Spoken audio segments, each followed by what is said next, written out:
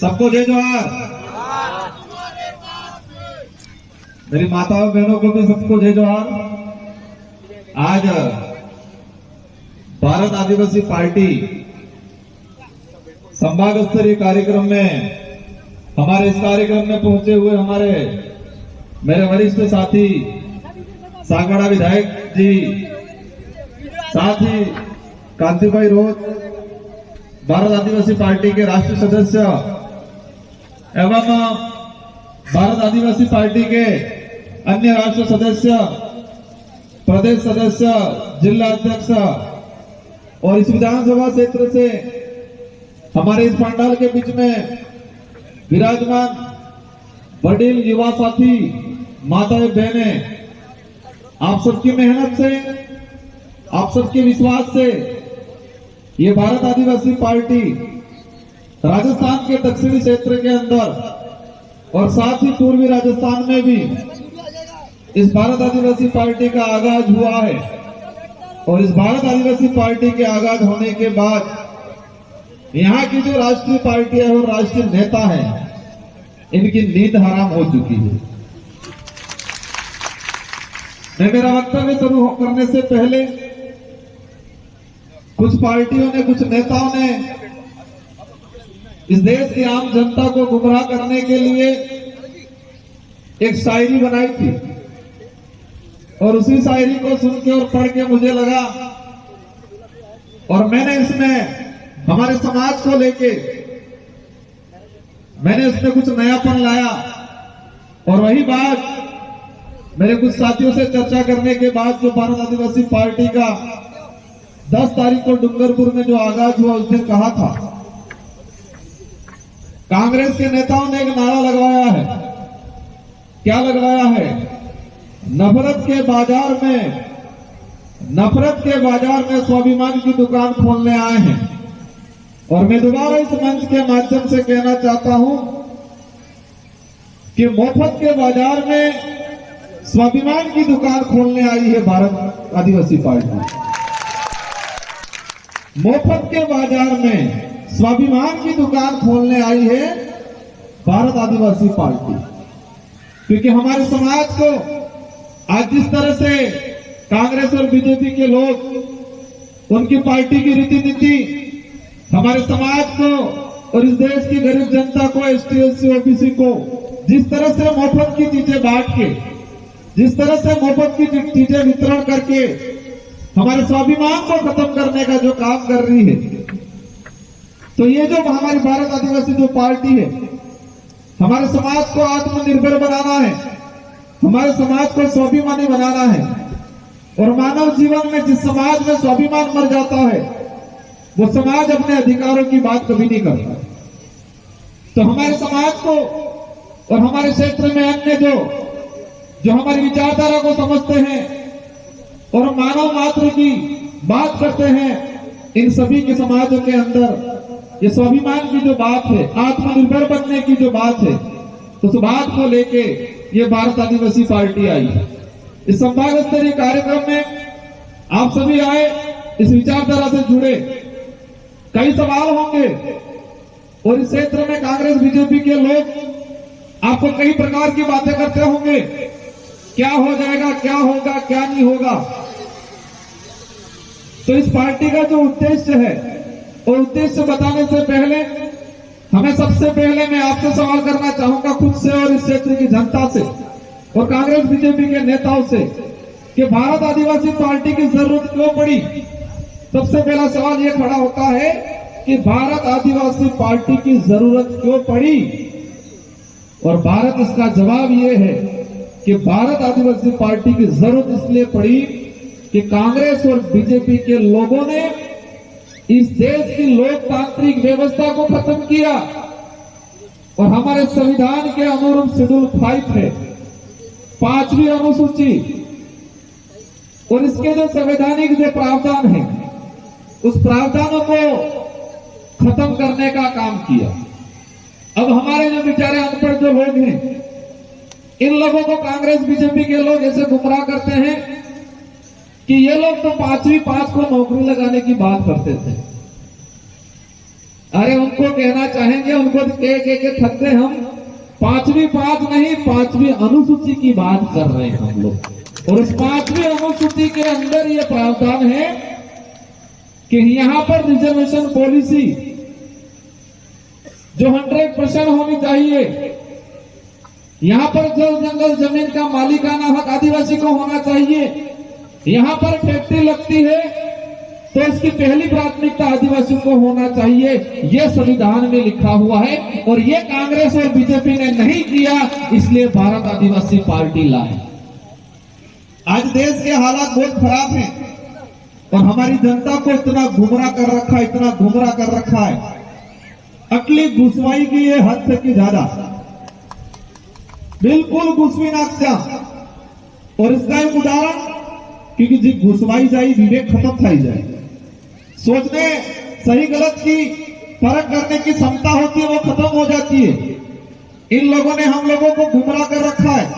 और इसका ताजा उदाहरण मानगढ़ के अंदर राहुल गांधी जी आए, राजस्थान के मुख्यमंत्री अशोक गहलोत जी आए और उन्होंने उस मंच से आदिवासी समाज का दिवस था, विश्व आदिवासी दिवस, और उस समाज के लोग थे। और तब क्या कहा कि मैं इस मंच से घोषणा करता हूं कि ओबीसी का आरक्षण बढ़ा दिया जाए। और हमारे भाई नीचे ताली बजा रहे, ताड़ ताड़ ताड़। ये हमारी स्थिति कर रखी है। और हमारे समाज को गुमराह करने का काम किसने किया है? हमारे समाज ने घुसवाड़વાનું काम करने की है, जे लसवायला ही आणि घुसवाड़વાનું काम की है। जो लसवत में आवेला लोग ही आणि समाज ने घुसवाड़વાનું काम की है। लेकिन अब परिवर्तन आया है और वो परिवर्तन इस पांडाल के अंदर दिख रहा है। जिस व्यक्ति के अंदर सोचने समझने की शक्ति प्रकट हुई है, जो व्यक्ति अपने अधिकार को लेकर, अपने स्वाभिमान को लेकर जागरूक है, वो आज इस पांडाल के बीच में बैठा हुआ है। और जो गुमराह है, जो लसवत में है, वो आज भी कांग्रेस बीजेपी के पीछे भाग रहा है। ये लड़ाई वोटों की लड़ाई नहीं है, ये लड़ाई एमएलए एमपी बनने की लड़ाई नहीं है, ये लड़ाई हमारे अस्तित्व बचाने की लड़ाई है। ये लड़ाई आने वाली पीढ़ी के भविष्य को लेकर लड़ाई है। ये लड़ाई कांग्रेस बीजेपी के लोगों ने हमारे साथ अन्याय किया है और ऐसा अन्याय किया है जो हमें पता ही नहीं चला। कभी कभी दुख होता है कि हमारा भाई मिलाना की जमीन पे बैठा हुआ है, पड़त जमीन पे बैठा हुआ है और केंद्र की सरकार 1956 भूमि अधिनियम 1956 जो है उसमें संशोधन लाके देश के अंदर जितनी जो मिलाना चारा का जमीन है, उस जमीन को प्राइवेट सेक्टर के नाम देने का कानून बना रही है। और हमारा भाई जो पार्टी इसका घर उजाड़ने का कानून बना रही है, उसी पार्टी का झंडा पकड़ के बैठा हुआ है हमारे घर। ये कंडीशन बना रखी है हमारे लोग। और इसको लिए मैं कई बार उदाहरण देता हूं अनेक प्रकार के, ताकि हमारे समाज के लोगों के अंदर जागरूकता आए, समझ आए। આપણે एक बार कहे मार मुंह आप जो नारो लगाड़ी जो देखो देखो कौन आए, शेर आया। हालांकि मैं शेर नहीं हुआ, लेकिन समाज मुझे ये संबोधित करता है कि हमारे समाज की जो रक्षा करता है उसको शेर की उपाधि देते हैं। और मेरे जैसे अनेक साथी हैं जो है समाज को लेकर रात दिन लड़ते हैं, डरते नहीं हैं, उनको एक उपाधि। और वही चीज हमारे बाप दादा कहते थे कि जड़ जंगल ना मालिक हाँ, मूल धूल ना मालिक हाँ, आदू आद ना धनी हाँ, आदू आद ना धनी हाँ। लेकिन आज ये कंडीशन बनी कि जो आदो आद का धनी है, मूल धूल धनी है, ये धनी आज कमजोर થઈ ગયો, खत्म થઈ ગયો। इस धरती के मूल मालिक हैं हम, इस भारत भूमि के मूल मालिक हैं। ये मैं नहीं कह रहा, संविधान के अंदर जो प्रावधान है उसके तहत भी कहा गया, सुप्रीम कोर्ट के जजमेंट भी कहा गया है। और कई पुराने लीडर और कई कांग्रेस बीजेपी के लीडर ऊपर वाले भी बोलते हैं, लेकिन यहाँ नीचे वालों को अक्ल नहीं आई है इस बात। हमारे समाज को जिस तरह से हमारे बुजुर्ग एक शक्तिशाली लोग थे, ताकतवर लोग थे, समझते थे गलत क्या है सही क्या है, राजा रजवाड़ों से लड़ते थे, मुगलों से लड़ते थे, अंग्रेजों से लड़ते थे, उनको आज कमजोर बनाने का काम कर दिया। और उसी बात को हमने देखा આપણે કઈ જંગલ में સિત્રો રે, ये जंगल नो राजा कहवाय।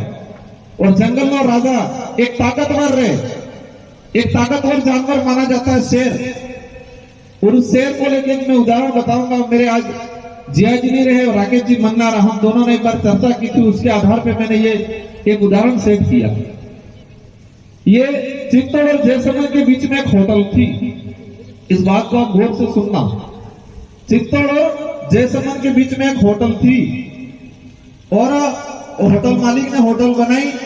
बनाने के बाद लोग जाना कम थे और उसने विचार किया मेरी होटल बराबर चल नहीं रही है, तो उसने पास में ही एक पानी की टंकी बनाई थी और पानी की टंकी में वो जंगल से शेर आके पानी पीना शुरू पड़ गया, कभी कभी चुपके चुपके। अब उस मालिक ने देख लिया, होटल का जो व्यापारी था उसने देख लिया कि जंगल का शेर मेरे होटल के पास जो टंकी है उस टंकी के पास में पानी पीने आ रहा है।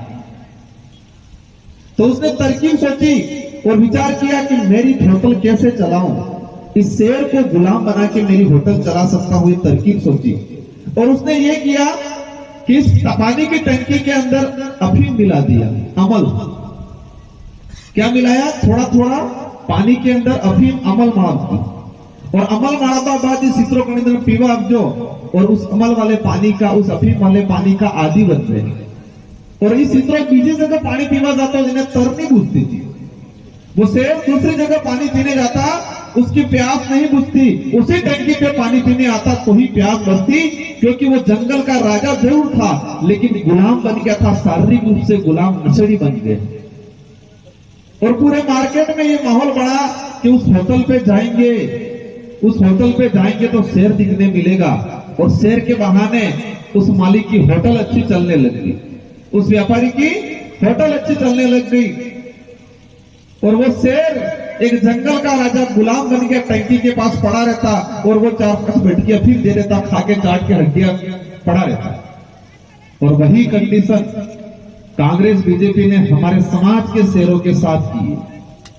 उनको मानसिक रूप से गुलाम बना दिया है। कई लोग ऐसे हैं जिनको कितना भी समझ में आए लेकिन अटकी साटे ते तर बुझे बीजे तर नहीं बुझती। तो हमको हमारे समाज के बुजुर्ग लोगों को इस तरह से एक शेर जो जंगल का जानवर था, एक राजा था, उसको उस होटल के व्यापारी ने उस होटल चलाने के लिए मानसिक रूप से, शारीरिक रूप से गुलाम बना दिया। यही कंडीशन कांग्रेस बीजेपी ने हमारे समाज के अच्छे लोग थे उनको इस तरह से गुलाम बना दिया। तो ऐसे लोगों को समझना है, परखना है और उनको भी समझाना है तुम्हारा तो समय गया लेकिन आने वाली पीढ़ी का खत्म मत करो। अब ये कहते हैं हमको लड़ना है, एकजुट होना है, लेकिन एकजुट कब होना है? एकजुट लोकतांत्रिक जो व्यवस्था है उस लोकतांत्रिक व्यवस्था में 5 साल में एक बार अवसर आता है और वो वोट तो देना है हमें, वहां पर हमको एकता दिखानी है। आज कई बार ये हो जाएगा, वो थैली वाली सरकार कहेगा वो कहेगा हमारी सरकार ने आपको आटा दिया, हमारी सरकार ने आपको मिर्ची दी, हमारी सरकार ने आपको हल्दी दी, तेल दिया, और क्या चाहिए? भाई कहेगा हाँ हंसी बात और बुझिए। अब पर मैं पूछना चाह रहा हूं, वो थैली मिली तो उस थैली ताकतवर है कि अंदर सामान है वो ताकतवर है? क्या ताकतवर है? भाई ये कह रही है थैली ताकतवर है। वो थैली ताकतवर है कि अंदर जो सामान है वो ताकतवर है? सामान आपके 4 दिन चलेगा लेकिन थैली को इतना कंपनी वाले ने इतना मजबूत बनाया है कि 1 साल तक उस थैली को कुछ नहीं होगा। वो इसलिए बनाया है कि आपकी नजरों में बार बार वो थैली दिखे और थैली पे तो जो फोटो है वो फोटो दिखे ताकि आप मानसिक रूप से गुलाम बने रहो। ये तरकीब सोचिए उन लोगों ने और यही हो रहा है।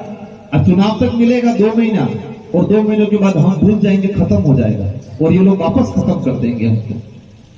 अब ये एकता बनाए रखनी है। और आज कई लोग कहते हैं क्या हो जाएगा, 3-4 विधायक निकल जाएंगे, 5 विधायक निकल जाएंगे।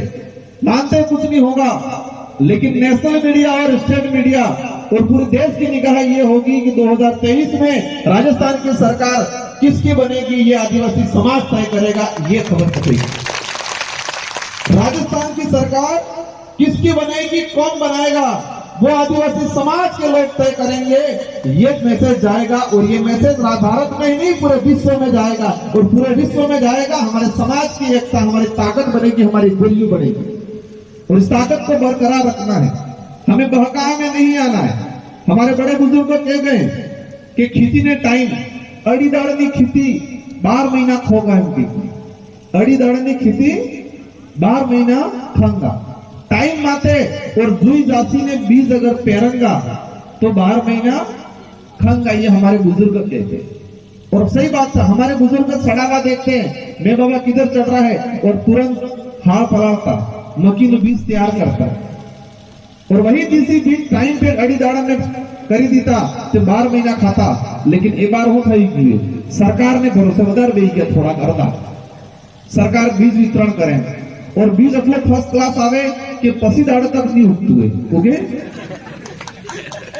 और जिसने वो टाइम में संभाला बीज है, वो जुई जाति ने जांच परख करके उस बीज को जमीन में नहीं डाला तो इन्हें सोरो पकड़ो वगर नहीं, इन्हें सोरो पकड़ो वगर नहीं, उसकी मक्की नहीं होती है। और जिस व्यक्ति ने अपना देसी बीज है और सही समय पे जांच परख करके बीज को अगर जमीन में रखा है तो वो उसकी फसल पक जाती है और 12 महीने सुधर जाते हैं।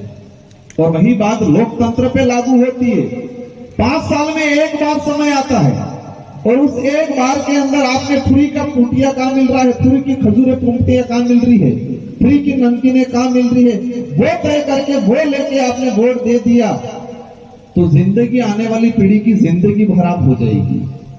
खेती में तो 12 महीना पकड़ेगा, लेकिन इस लोकतंत्र में 5 साल में एक बार अवसर आता है। उस समय हमने फ्री की चीजें देख के अगर वोट दे दिया तो आने वाली पीढ़ी गर्त में चली जाएगी। और उस समय आपने सही परख करके सोच समझ के उस टाइम के 2 दिन 3 दिन का जो समय रहता है फिक्स समय, उस समय में हमने विवेक का उपयोग करके तरीके से अगर वोट किया तो आने वाली पीढ़ी का भविष्य सुधर जाएगा। ये ध्यान रखना है हमको। आपने खुद ने देखा होगा दारू कब बीतता है, दारू को कब बांटते हैं ये लोग, चुनाव से 2 दिन पहले, चुनाव से 1-2 दिन पहले। लेकिन मुझे उम्मीद है कि इस बार इस दक्षिणी राजस्थान की जो जनता है, आदिवासी बाहुल्य के जो हमारे जो लोग हैं, वो राजस्थान कांग्रेस और बीजेपी को यह जरूर एहसास कराएंगे कि ये जनता अब बिकने वाली नहीं है, ये जनता टिकने वाली जनता है, ये एहसास कराना है। हमारे कई अनेक वक्ता हैं, समय भी हो गया है, मैंने बीच में समय लिया, इसलिए लिया कि हमारे 1-2 कार्यक्रम दे रखे मैंने, तो मैं सोच रहा हूं शाम तक जाके 1-2 मीटिंगें हमारे कर ले। आप सबको आज मेरी बात सुनी, आपने अच्छी लगी, तालियां बजा दी। मेरी बात सुनी आपने और अच्छी लगी, तालियां बजा दी, लेकिन घर पे जाके वो गुमराह करने वाले वापस आ गए। वायरस वापस नहीं घुसना चाहिए। जो एंटीवायरस आज डाला है उस एंटीवायरस को बराबर फिट करके रखना, और जब चुनाव का समय आए उस एंटीवायरस के आधार पर ऐसा बटन दबाना है कि मशीन भी थोड़ा डगमग हो जाए। और ये आवाज सिर्फ अशोक गहलोत और नरेंद्र मोदी तक जाए, ये एहसास कराना है। इस बार एकता दिखानी है, उन लोगों को एहसास कराना है। ये हर तरफ से करेंगे, पैसा डालेंगे, दारू डालेंगे, हर प्रकार का लोभ डालेंगे, लड़ाई करवाएंगे, जेल में डालेंगे। डरना नहीं है, ये लड़ाई अस्तित्व की लड़ाई है, स्वाभिमान की लड़ाई है, हमारे हक अधिकार की लड़ाई है। और ये लड़ाई हम तब सब मिलकर लड़ेंगे। और इस बार राजस्थान में सरकार किसकी बनेगी, आदिवासी समाज तय करेगा। इन्हीं शब्दों के साथ आप सबको धन्यवाद, आभार, जय जवान जय भारत। बहुत बहुत धन्यवाद हमारे विधायक साहब को। साथियों, इतनी सारी बात बताई, उसमें आप समझ लेना